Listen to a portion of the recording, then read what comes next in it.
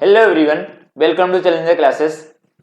अभी हम class 10th का 6 चैप्टर है ट्रायंगल पढ़ रहे हैं। ट्रायंगल पढ़ने से पहले हमने कुछ बेसिक कॉन्सेप्ट को देखा था। वो बेसिक कॉन्सेप्ट क्या क्या था उसको एक बार हम सुनते हैं। उसमें बेसिक कॉन्सेप्ट एक वीडियो बन चुका है, अगर आपने नहीं देखा उस वीडियो को जाके देखिए, वो बहुत ही इंपॉर्टेंट इस चैप्टर के लिए और जिससे आपके सारे बेसिक कॉन्सेप्ट एकदम बिल्कुल क्लियर हो जाएंगे और उससे आप आगे वाले जितने भी क्वेश्चंस हैं या जितने भी आपके ट्रायंगल क्लास 10th का सिलेबस है उस सब क्वेश्चन को आप बहुत अच्छे से कर सकते हो। तो चलिए आज की टॉपिक की तरफ चलते हैं। हमने जो आज का टॉपिक दिया है बेसिक प्रोपोर्शनैलिटी थ्योरम दिया हुआ है, या इसी को हमने थेस थ्योरम बोलते हैं। अब इसमें थ्योरम लिखा हुआ उस थ्योरम को पहले पढ़ते हैं और लाइन बाय लाइन समझते हैं। ठीक है, थ्योरम में जो दिया गया है, जो थ्योरम में दिया गया है कि if a line is drawn parallel to one side of a triangle to intersect the other two sides in distinct point, the other two sides are divided in the same ratio। Question को पढ़ के अभी नहीं समझ में आया तो बिल्कुल कोई बात नहीं, डरने की कोई जरूरत नहीं। अब हम बताते हैं आपको। देखो एक ट्रायंगल है, ठीक है, हमने कई सारे ट्रायंगल बना लेते हैं।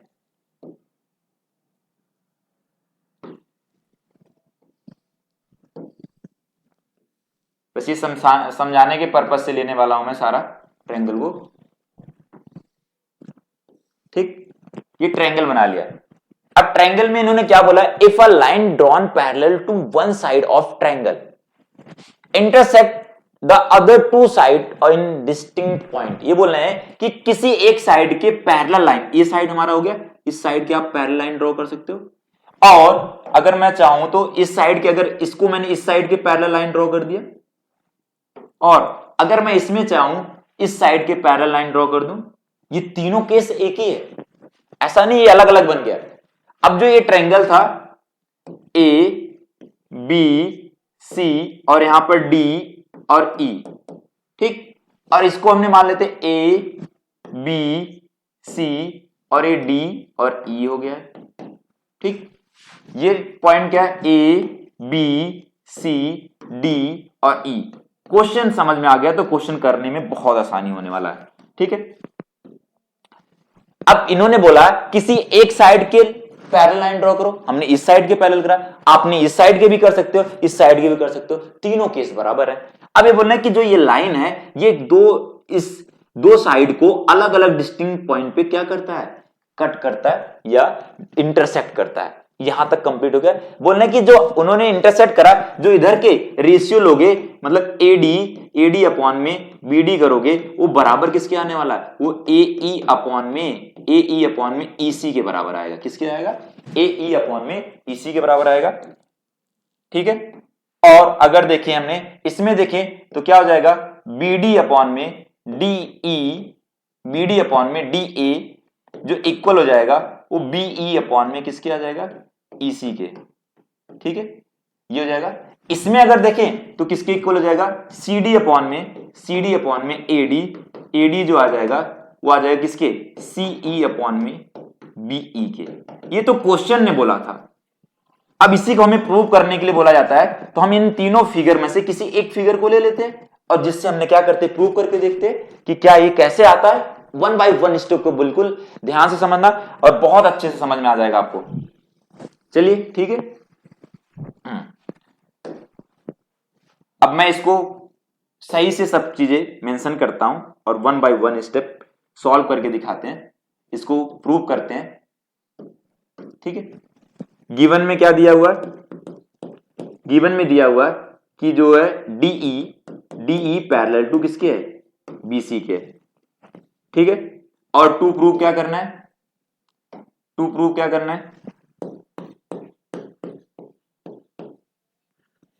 प्रूव करना है कि इनका जो रेशियो आ रहा है एडी अपॉन में डीबी जो आना चाहिए वो बराबर आना चाहिए एई अपॉन में ईसी के।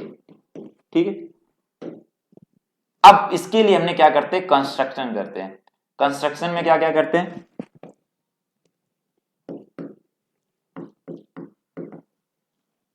ठीक है, कंस्ट्रक्शन में हम करते हैं कि जो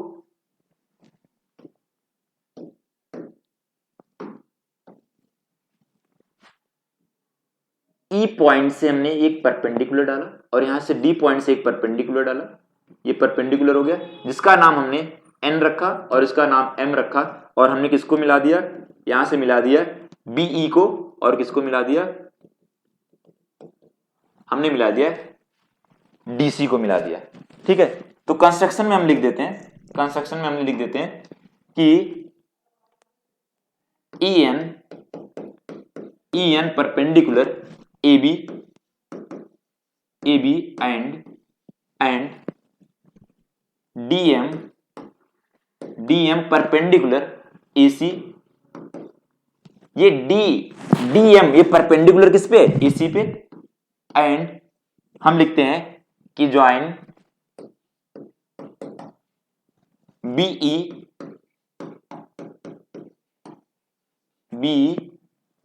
BNDC। ठीक है, हमने ये सारी चीजें लिख दिया। फिर से ध्यान से समझना क्वेश्चन में, ये कंस्ट्रक्शन बहुत जरूरी है, इसके बिना नहीं हो सकता है। तो जैसे बुक में कराया गया सेम वही कराने वाला हूं मैंने। सबसे पहले हमें जो क्वेश्चन में दिया गया था, किसी एक पैरेलल साइड के, एक साइड के पैरेलल लाइन ड्रॉ करोगे जो उनके दो अलग अलग पॉइंट पे इंटरसेक्ट करता, उनके रेशियो निकालोगे तो सेम आने वाले। उसको प्रूव करने के लिए हमने क्या करा, EN परपेंडिकुलर किस पे कर दिया, AB पे, और जो हमने करा DM परपेंडिकुलर किस पे कर दिया, DM परपेंडिकुलर AC पे कर दिया। अब प्रूव करते हैं, अब प्रूव करते हैं। ठीक है, अब प्रूव करने के लिए क्या करते हैं, सबसे पहले हमने एरिया ऑफ ट्रायंगल ADE निकालते हैं, ADE। अच्छा, एरिया ट्रायंगल का कैसे निकालता है, ध्यान समझना। अगर ये ट्रायंगल है, ट्रायंगल में ये हाइट दिया हुआ है, परपेंडिकुलर है, तो ये हाइट माना जाएगा, क्या होगा, हाइट हो जाएगा, और जिस पे आता है उसको हमने मानते हैं बेस। अब ट्रायंगल का एरिया ऐसे निकालो, या इसी ट्रायंगल का, सेम ही ट्रायंगल, वो भी ट्रायंगल, हमने यहां से हाइट ले लिया, ये हाइट है और ये वाला बेस हो जाए, तो चाहे इस हाइट और इस बेस का यूज करके एरिया निकालो, चाहे इस हाइट और इस बेस का एरिया यूज करके निकालो, दोनों से इस ट्रायंगल का एरिया सेम ही निकलने वाला है। क्या निकलने वाला है, दोनों से सेम ही निकलने वाला है। तो वही सेम चीज यूज करने वाले, बहुत ध्यान समझने की कोशिश करिएगा आप लोग। ठीक है, एरिया ऑफ ट्रायंगल ADE का निकालना है। अब ये बना EN जो बना वो परपेंडिकुलर है, ये हाइट बन जाएगा, और AD जो बन जाएगा बेस बन जाएगा। तो राइट एंगल ट्रायंगल का एरिया होता है हाफ इंटू बेस इंटू क्या होता है, हाइट होता है। तो यहां से आ जाएगा EN मल्टीप्लाई क्या हो जाएगा, AD हो जाएगा। ठीक, फिर दूसरा हमने निकालते हैं, इसी ट्रायंगल का एरिया निकालना है, एरिया ऑफ ट्रायंगल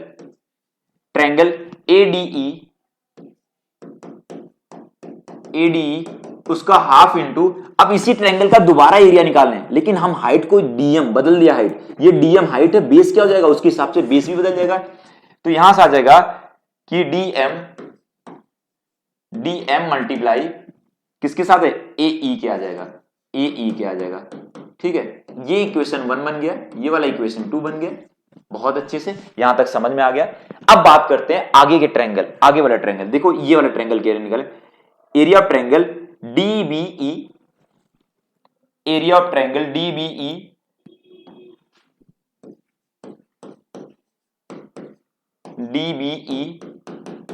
अगर उसका एरिया निकालना है तो उसमें भी सेम फॉर्मूला यूज होने वाला है, लेकिन इस ट्रायंगल का एरिया देखना, ट्रायंगल ऐसे है, ये ऐसे ट्रायंगल है आपका।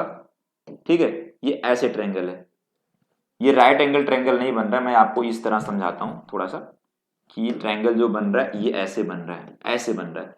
तो इस ट्रायंगल का जो हाइट हो सकता है ना, तो इस ट्रायंगल जो बन रहा है ये ऐसे बन रहा है, ऐसे। ये ट्रायंगल है आपका, यहां पर मैंने फिगर बना दिया, ये ट्रायंगल है, इसका एरिया निकालना है, तो इसका हाइट ये वाला हो जाएगा, ये हाइट आएगा, ये वाला यहां हाइट आएगा, तो ये बेस ऐसे बनेगा। ठीक है, हाइट इसका जो बन रहा है अभी भी EN बन रहा है, क्या बन रहा है, हाइट EN बन रहा है। ठीक है, तो इसी ट्रायंगल का एरिया निकालना है, लेकिन अब हाइट को किसको लेंगे, EN लेंगे, और बेस क्या हो जाएगा, BD, ये B से D तक ही बेस है। ठीक है, वो बाहर चला गया उसका हाइट, तो EN मल्टीप्लाई क्या करोगे, BD, ये हो जाएगा आपका थर्ड इक्वेशन हो गया। ठीक है, बहुत अच्छे से। अब ये वाला ट्रायंगल लेना है, हम इस ट्रायंगल को हटा देते हैं, इस ट्रायंगल को हटा देते हैं। ठीक है, अब इधर ट्रायंगल ले लेते हैं, ये वाला ट्रायंगल लेते हैं, सेम उसी तरह इसका भी एरिया जाएगा, इसका भी एरिया, ये इसका हाइट ये वाला हो गया और बेस ये वाला हो गया। तो एरिया ऑफ ट्रायंगल क्या हो जाएगा, ई डी सी या सी डी ई, इसमें हो जाएगा हाफ इंटू, अब इसका हाइट क्या है, डीएम है, डीएम, और इसका बेस क्या बनेगा, सीई, क्या बनेगा, सीई, क्या बनेगा, सी। अब ये बन गया ट्रायंगल 4। बहुत ध्यान से ये चार चीज अगर आपने कर लिया, फिर इसके आगे सॉल्व करना ज्यादा मुश्किल नहीं है। फिर से इन चीजों पे निगाह डालते हैं एक बार। तो हमें पहला हमने क्या करा, एडीई का ट्रायंगल का एरिया निकाला। उसके लिए हाइट हमने क्या लिया, ई एन को हाइट लिया, और बेस क्या लिया, एडी लिया। अगर कहीं पर ट्रायंगल में ये ऐसे दिया हुआ हाइट, या आपका कहीं से भी हाइट दिया हुआ, ऐसे दिया हुआ हाइट, और ये बनेगा बेस बन जाएगा, तो ये परपेंडिकुलर है तो हाइट बनेगा ये बेस। फिर हमने क्या करा, ये वाला हाइट लिया और ये वाला बेस ले लिया। तो दो ट्रायंगल, एक ही ट्रायंगल का दो बार एरिया निकाला, लेकिन दोनों बार एरिया क्या होगा उसका, सेम होगा। क्या होगा, एरिया उसका सेम होगा। क्यों सेम होगा, क्योंकि एक ट्रायंगल का चाहे जितने भी तरीके से एरिया निकालो, उसका एरिया तो सेम ही आने वाला है। फिर हम इसके आगे बात करते हैं। अगला जो ट्रायंगल का एरिया निकालें वो क्या था, डीबीई था। डीबीई का जो बाहर की तरफ परपेंडिकुलर बनेगा, मतलब इसका हाइट जो होगा ईएन हाइट हो गया, और बेस क्या हो जाएगा, बीडी हो जाएगा। ये बन गया हमारा तीसरा। ऐसे इधर वाला ट्रायंगल हमने लिया, जो ये ट्रायंगल को अभी ग्रीन से दिख रहा है आपका, इसका अगर हाइट देखा जाए डीएम है और बेस क्या है, सीएन है, सीई है। तो इससे हमारा चारों ट्रायंगल का एरिया निकल गया। अब आगे आपको ध्यान देना है कि हमें कैसे करना है, ठीक है। अब देखो, हमें दो ट्रायंगल को डिवाइड करना है, किसी भी दो ट्रायंगल को। किसको किसके साथ डिवाइड करते उसको समझा रहा हूं मैंने, जिसमें कोई चीज सेम मिले। जैसे देखो पहले इक्वेशन और तीसरे इक्वेशन में देखो ईएन ईएन दोनों में मिल रहा है, और दूसरे और चौथे में क्या मिल रहा है, डीएम डीएम मिल रहा है। हमें डिवाइड क्या कर देना है, डिवाइड करना है पहले इक्वेशन को किससे करना है, तीसरे इक्वेशन के साथ। एंड फिर इसके बाद हमने क्या करने वाले हैं, दूसरे का डिवाइड करेंगे किसके साथ, फोर्थ वाले के साथ करेंगे। ये आ जाए तो फटाफट आपका सारा चीज हो जाएगा। अब यहां दिया एरिया ऑफ ट्रायंगल एडीई जो आएगा इधर वो क्या है, 1/2 EN मल्टीप्लाई एडी अपॉन में, इसको हमने डिवाइड किससे करने वाले हैं, तीसरी इक्वेशन से। तो एरिया ऑफ ट्रायंगल क्या हो जाएगा, डीबीई, इधर आ जाएगा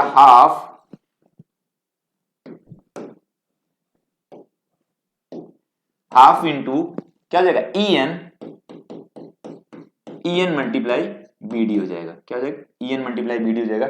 जैसे इसको डिवाइड करोगे तो देखो हाफ ईएन दोनों में सेम है तो हो जाएगा। तो इससे हमें क्या मिल गया, यहां से मिला एडी अपॉन में क्या मिला, बीडी मिला, जिसको हम बोल सकते हैं कौन सा इक्वेशन, ये फिफ्थ इक्वेशन बन गया। कौन सा इक्वेशन बन गया, फिफ्थ। अगला इसी में निकाल लेते हैं। फिर अब हमें दूसरे को चौथे से डिवाइड करना है, तो दूसरे को हमने चौथे से डिवाइड करते हैं। तो एरिया ऑफ ट्रायंगल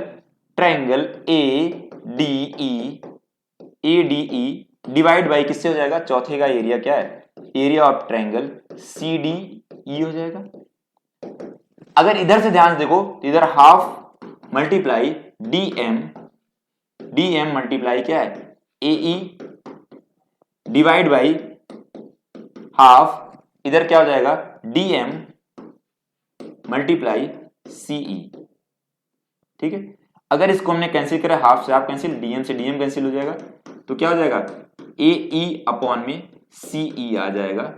ये हो गया हमारा सिक्स्थ इक्वेशन। कौन सा हो गया, सिक्स्थ। अब इसको बस थोड़ा सा आपको ध्यान लगाना है, क्या करने वाले हैं हम इसमें आगे।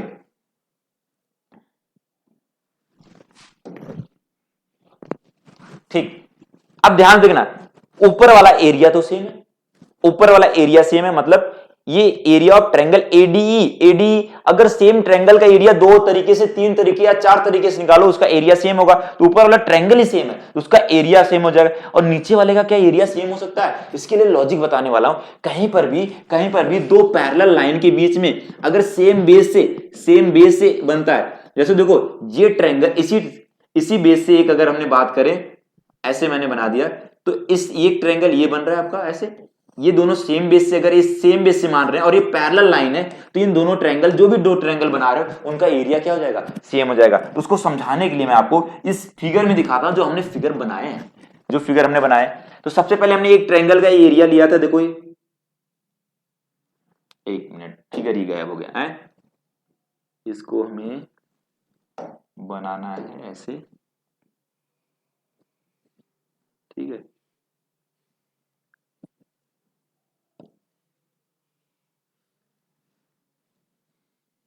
एक बीच में लाइन था डी, चलो ऐसे था।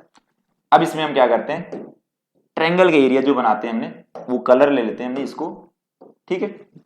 एक ट्रायंगल ये बना था, एक ट्रायंगल ये बना था, और एक ट्रायंगल मैं और बना दे रहा हूं। वो ट्रायंगल क्या बना था, एक ये ट्रायंगल बना था, और आपको पहले से पता गिवन में दिया हुआ D E parallel to BC है।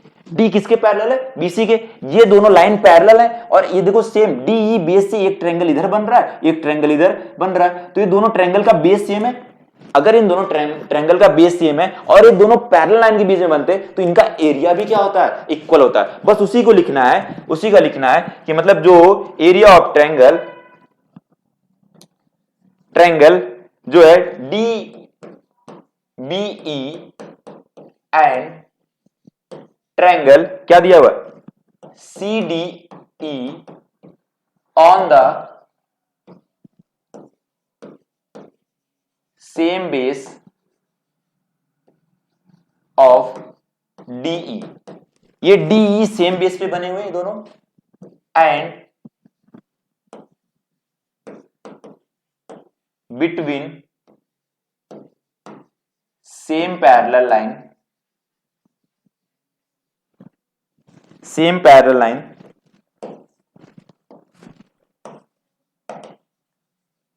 Same parallel line DE and BC.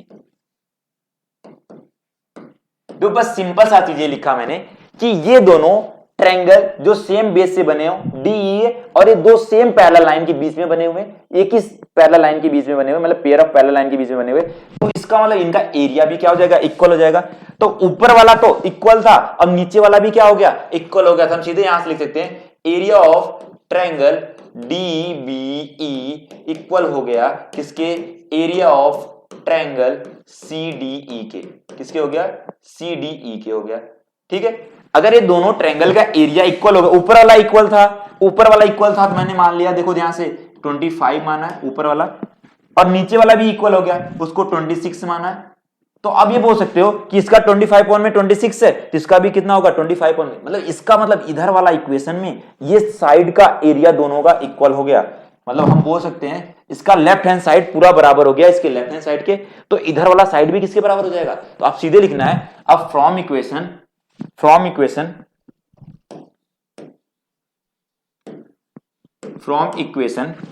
Fifth and six से, इन दोनों 6 से इधर साइड इसके बराबर हो गया। अगर मैं बोलूं देखो x बराबर 2 है और y बराबर भी क्या है 2 है, इधर वाला साइड बराबर है, तो x और y की वैल्यू भी क्या हो जाएगा, बराबर हो जाएगा। उसी तरह हमने इधर वाला साइड, मतलब ये वाला पार्ट आपका, जो ये वाला पार्ट किसके बराबर, इसके बराबर हो गया, तो इधर वाला पार्ट ये वाला बराबर किसके हो जाएगा, इसके हो जाएगा। तो यहां से बताएंगे कि AD अपॉन में BD इक्वल हो जाएगा किसके, AE अपॉन में किसके, CE के। यही तो प्रूव करना था, हेंस प्रूव्ड हो गया आपका। बहुत अच्छे से समझ लो, ये क्वेश्चन आने के चांसेस बहुत ज्यादा है, ठीक है। बस prove that basic proportionality theorem, थेस theorem, या ये स्टेटमेंट लिख के आ जाएगा, आपको प्रूव करना होगा, ठीक है। और ये बहुत आसानी से आप 3 नंबर हासिल कर सकते हो, इसमें कुछ बदलाव नहीं, ये यही सेम चीज, कुछ भी बदल नहीं सकते। थ्योरम आया तो बिल्कुल यही करना आपको। चलिए, अगर ये थ्योरम आपको बहुत अच्छे से कॉन्सेप्ट इसके सारे क्लियर हुआ तो आप एक कमेंट करना ना भूलें और इसको अपने दोस्तों तक शेयर करना ना भूलें। आज के लिए इतना ही, धन्यवाद।